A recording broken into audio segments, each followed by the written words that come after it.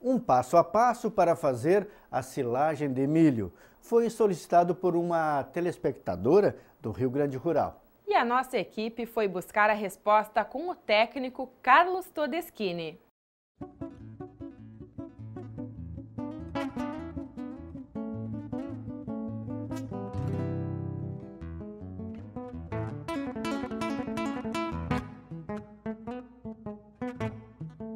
O Emater Responde de hoje veio até a cidade de Taquara, linha Passo do Mundo Novo, propriedade do senhor Cláudio Bergold, para responder a dúvida técnica da nossa telespectadora de Faxinalzinho, aqui no Rio Grande do Sul, a senhora Roseli Meisner.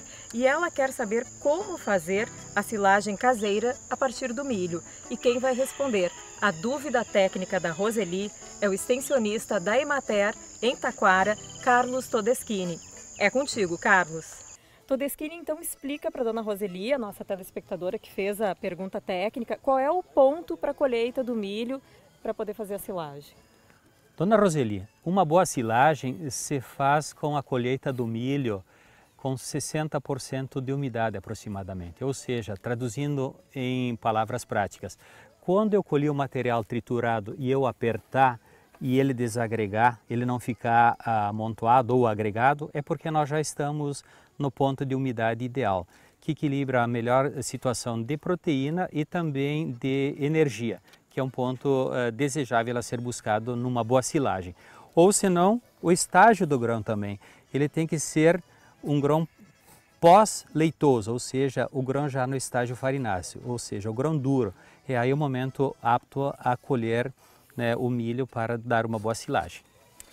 E me explica uma coisa, Carlos, por que a necessidade, do ponto de vista nutricional, desse ponto exato para a colheita? Porque aí nós vamos ter o balanço ideal de energia, o balanço melhor de proteína e nós vamos ter uma facilidade de todo o manejo, né, evitar que nós tenhamos, por exemplo, uma umidade excessiva se ele for colhido antes do ponto e aí ter problemas na fermentação, ou se ele for muito avançado, nós teremos uma perda muito grande da quantidade de proteína. Por isso esse estágio de 60%. É quando ele firmou o grão, ou seja, quando ele chegou ao estágio farináceo. Esse é o ponto ideal da colheita.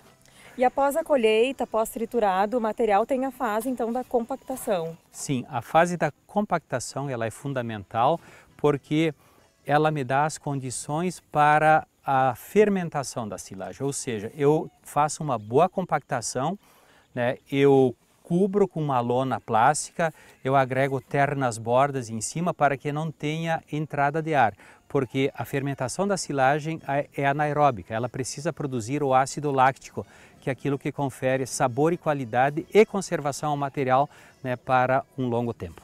E existe um tempo de resguardo ou imediatamente já pode ser usado esse material para a alimentação dos animais? Não, ele pode ser usado desde já, mas com o passar do tempo ele aumenta em qualidade porque a fermentação láctica, a fermentação anaeróbica, ela confere um sabor, ela agrega e produz outros elementos que são muito palatáveis para os animais.